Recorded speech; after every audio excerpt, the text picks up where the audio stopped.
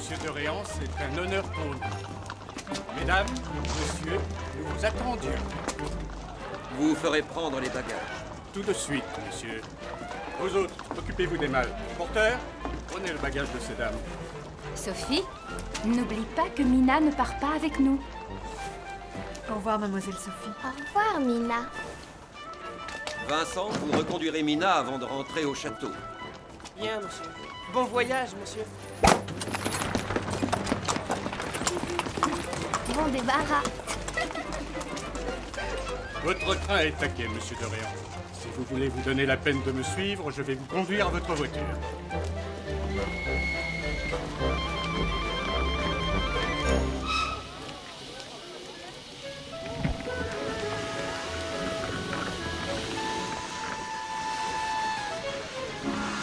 Mesdames, messieurs, je vous laisse prendre place et je vous souhaite un très agréable voyage. Merci.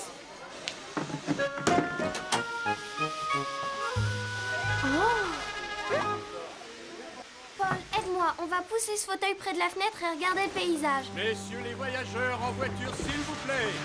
Le train à destination du Havre va partir.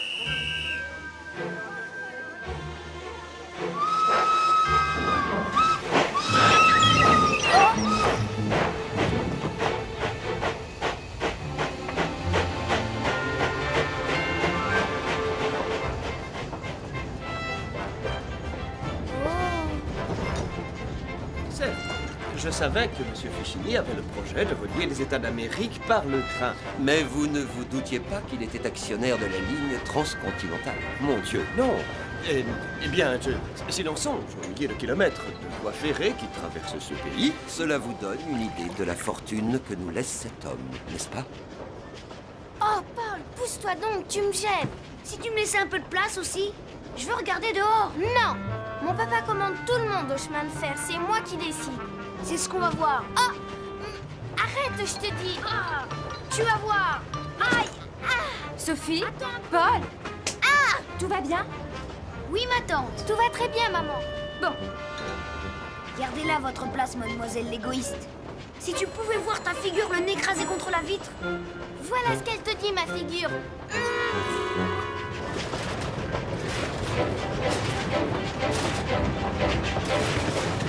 Oh, la drôle de petite maison, je n'en ai jamais vu de pareille. Oh, là-bas sur le pont des enfants, ils font des signes. Coucou, ohé. Papa, puis-je ouvrir la fenêtre? Oui, mais ne te penche pas.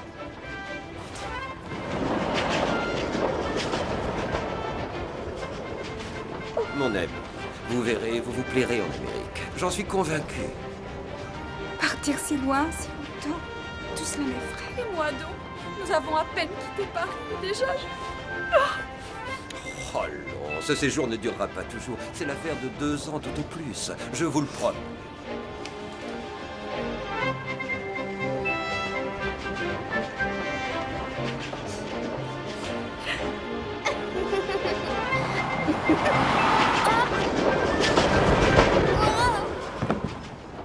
Sophie, que t'avais-je dit?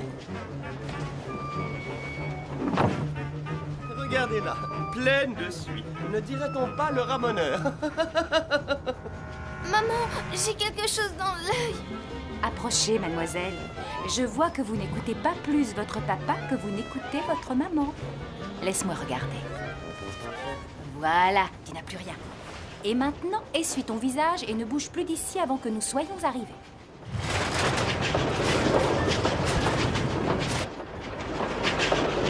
Regardez là-bas. Quoi? La mer. Ah. Oh.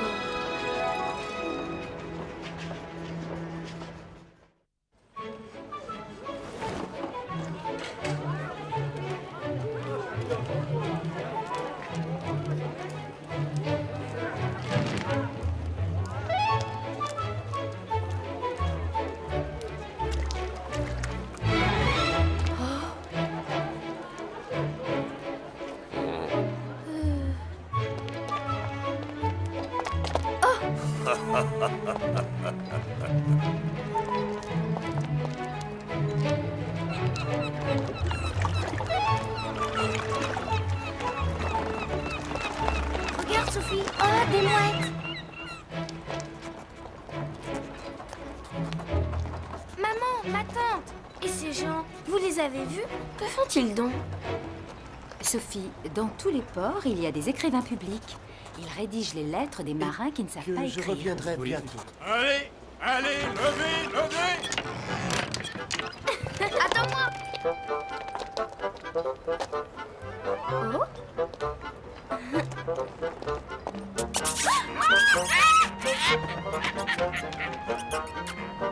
Oh, mon chapeau! Rends-moi mon chapeau! Oh.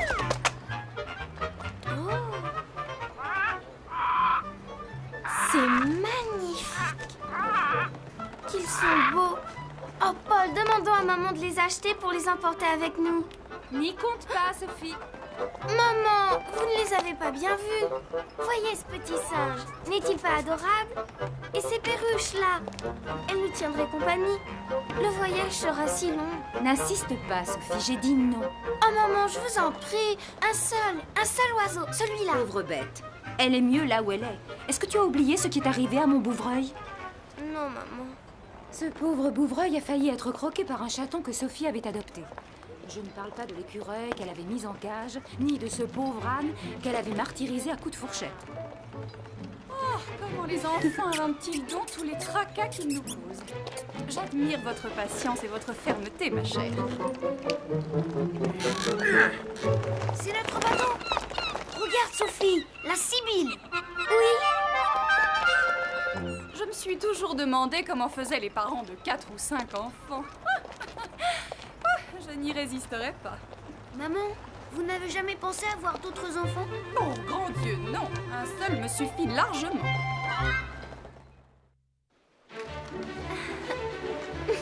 Coucou, Paul. Sophie, vous avez aussi le petit mobilier toilette? Bien sûr, nous l'avons. Et les lits, tu as remarqué qu'ils sont fixés dans le plancher? Oui, comme les armoires, comme la table et comme les petites commodes aussi. Les affaires de maman. Regarde les jolies robes. Je suis tellement contente d'être dans la même cabine que ma maman. Celles de papa et de mon oncle sont exactement pareilles. La mienne et celle de maman aussi. Tout est si petit et tellement joli. Je serai marin quand je serai grand. Je voyagerai avec le commandant. Pas du tout, je ne veux pas que tu sois marin, tu resteras toujours avec moi. Pourquoi ne viendrais-tu pas avec moi sur le vaisseau du commandant? Parce que je ne veux pas quitter maman. Je resterai toujours avec elle et toi tu resteras toujours avec moi, entends-tu?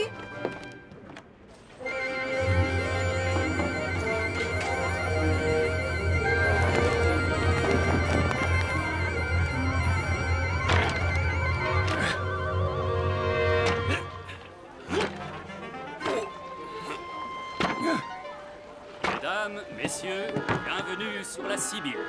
Cargaison chargée, mon commandant. Bien. Ah, voici donc nos 2 plus jeunes passagers. Comment vous appelez-vous, jeune homme? Paul, monsieur, mon commandant. Et quel est le nom de cette demoiselle? Je m'appelle Sophie de Réan. Cher Paul, chère Sophie, vous me voyez ravi de faire cette traversée avec vous.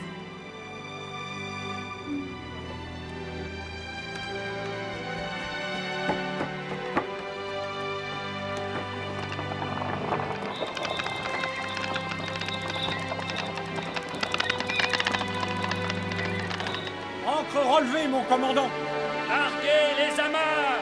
Larguez les amarres! Hissez la grand voile! Hissez la grand voile!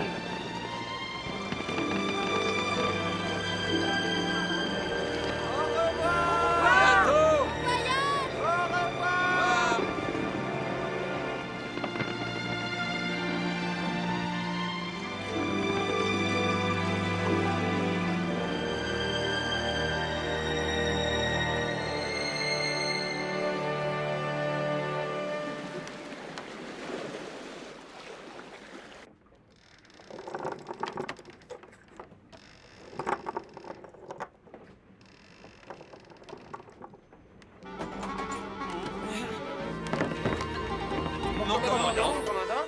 Et voilà. À présent, mes enfants, vous connaissez le navire dans ses moindres recoins. Quel dommage tout de même. Quoi donc? qu'il n'y ait pas de hamac comme ça dans nos cabines.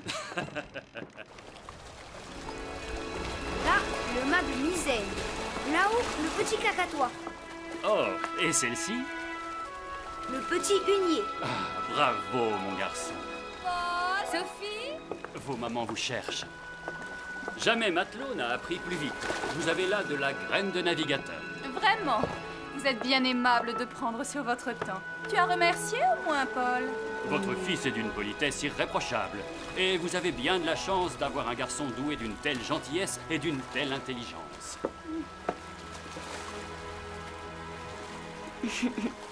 Quant à cette demoiselle, elle me rappelle ma petite fille, vive et espiègle, tout comme elle. Maman, j'ai mal au cœur.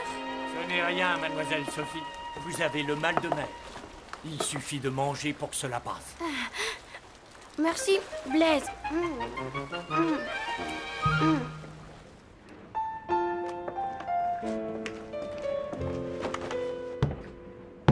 Paul! Paul, es-tu prêt? Pas tout à fait, Sophie. Dépêche-toi, je t'attends. Un instant, j'arrive. Mais allez-vous longtemps crier ainsi d'une cabine à l'autre? Cessez donc de vous agiter. Je vous demande pardon, maman. Dois-je mettre cette veste, maman? Que dis-tu? Oh, oui, ta veste. Mais oui, celle-ci va très bien. Oh, mon pauvre garçon, ne peux-tu éviter d'être toujours sur mon dos? Je n'ai pas que ça à faire. Sophie, mais où vas-tu? Tu n'as pas l'intention de sortir avant d'être coiffée. Approche. Oui, maman. Un héritage, en Amérique. C'est une curieuse aventure. Oui, ce monsieur Fichini, qui nous lègue sa fortune, était un très vieil ami de notre famille. Qui eut l'idée de partir pour la Nouvelle-Orléans. Voilà pourquoi nous y allons. Mais nous n'y resterons pas. Je dois régler les affaires de monsieur Fichini et assurer l'avenir de mademoiselle Fedora, sa fille adoptive. Puis nous rentrerons en France. Espérons seulement que nous ne mourrons pas d'ennui dans cette Louisiane. Savez-vous si on y donne des balles? Y a-t-il au moins un théâtre? Un opéra? Peut-on faire salon? Je ne saurais vous répondre si précisément, chère madame. J'ai passé plus de temps sur mer que dans les salons. Mon cher, vous nous emmenez au bout du monde, un pays où il n'y a pas de balles. Comment cela peut-il se concevoir? Et à vous, cela vous plaît-il d'aller en Amérique? Oh oui, oui, mon commandant, cela nous plaît beaucoup. Savez-vous comment parlent les Américains? Oh oui, mon commandant, nous le savons. Je le sais. Ils parlent l'anglais. Mais à la Nouvelle-Orléans, ils parlent le français. Très juste, mais un français un peu particulier. Vous vous en rendrez compte. Mon commandant, racontez-nous encore une histoire. Une histoire de marin. Mais enfin, où vous croyez-vous, monsieur? Je vous prie de cesser d'ennuyer le commandant. Paul ne m'ennuie pas le moins du monde, bien au contraire. Connaissez-vous l'histoire du capitaine Surcouf? C'était un pirate. Non, Paul. Robert Surcouf était un corsaire. Quelle différence cela fait-il? Le capitaine Surcouf était au service de son roi, Sophie. Sur son bateau, qui s'appelait le Renard, plus léger et plus rapide encore que notre frégate, le capitaine écumait les mers, affrontait avec la même audace le tumulte des flots et celui des bateaux.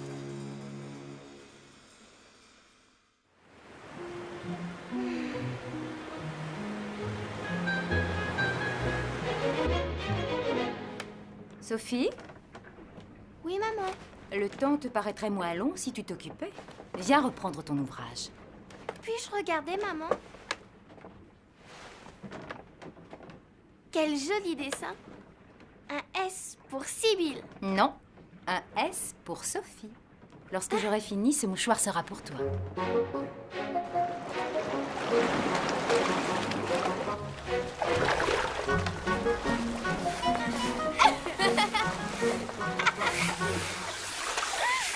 Laisse-moi passer et regarde comme je glisse plus loin et plus longtemps que toi. Tu crois ça? Mais arrête! Arrête, tu m'éclabousses! Oh, oh!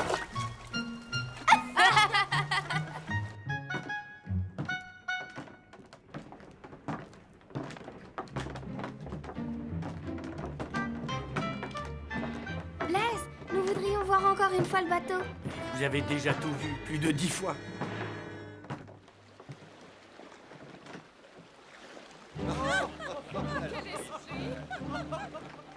Sophie, on devrait redescendre dans les cabines. Maman et ma tante seraient fâchées de nous savoir là. Tu as raison, mais regarde comme ils ont l'air de s'amuser. Oh, cette traversée ne finira donc jamais. Non, Sophie, nous savions que le voyage serait long, mais reconnais que la traversée peut être plaisante. L'autre jour encore, tu en étais enchantée. L'autre jour était l'autre jour. La vérité est que ce voyage est interminable. On s'ennuie à mourir sur ce bateau et qu'il faut être un bel idiot pour s'extasier seulement de tout ce qu'on y voit. Oh, pardon, madame la boudeuse. On dirait que l'air marin n'adoucit pas votre heureux caractère. Monsieur, je ris des choses amusantes et pas de ce qui m'ennuie. Il faudra pourtant vous y faire, mademoiselle, car le voyage n'est pas sur le point de finir. Taisez-vous! On croirait que vous prenez plaisir à me tourmenter. Mesdames, messieurs, je vous souhaite une bonne nuit. À demain, mes amis. La Terre ne peut plus être si lointaine. Je suis sûre qu'on peut apercevoir la rive. Arrête, Sophie, c'est dangereux. Sophie, et vous vous vantiez de devenir capitaine de vaisseau, monsieur? Le beau marin que vous ferez. Voilà, c'est mademoiselle la furieuse. Descendez. Vas-tu me laisser tranquille? Descends. Ah! Méchant! Regarde ce que tu as fait. C'est ta faute. De ma faute? Oui, de ta faute. Le châle de maman est perdu. Elle va me gronder. Paul, non. Paul, reviens.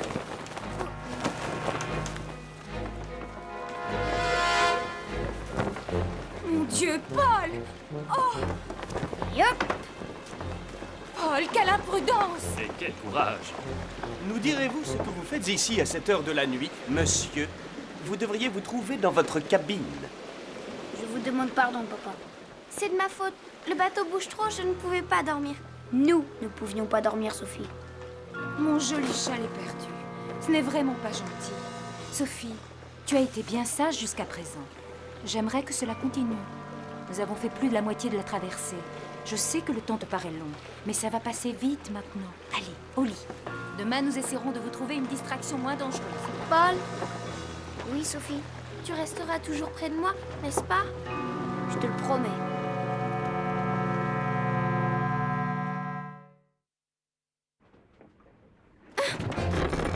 Sophie! Oh, maman! Oh! Gardez les voiles!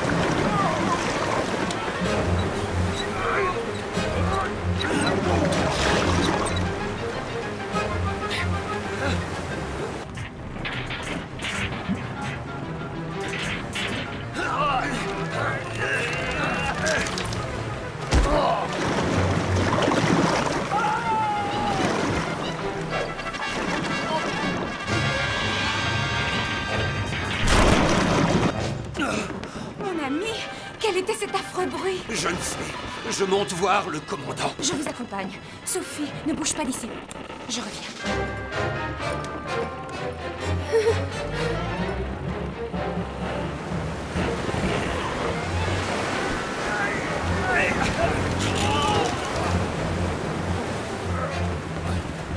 Mon commandant, une voie d'eau est ouverte à fond de cale.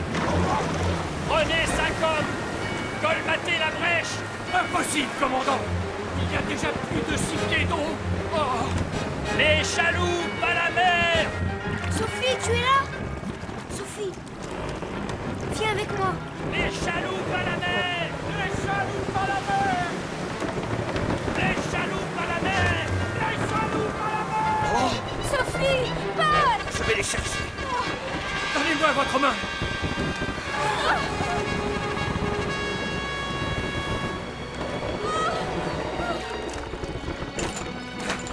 Sophie! Paul! Où êtes-vous? Sophie! Évacuez le navire! Les femmes et les enfants d'abord! Évacuez le navire! Pauvre petite, va avec ta maman!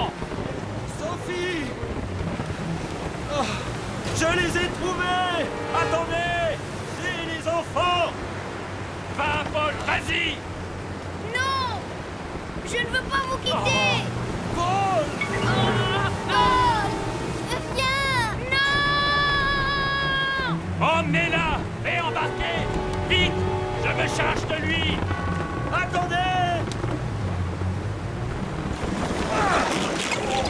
Ah!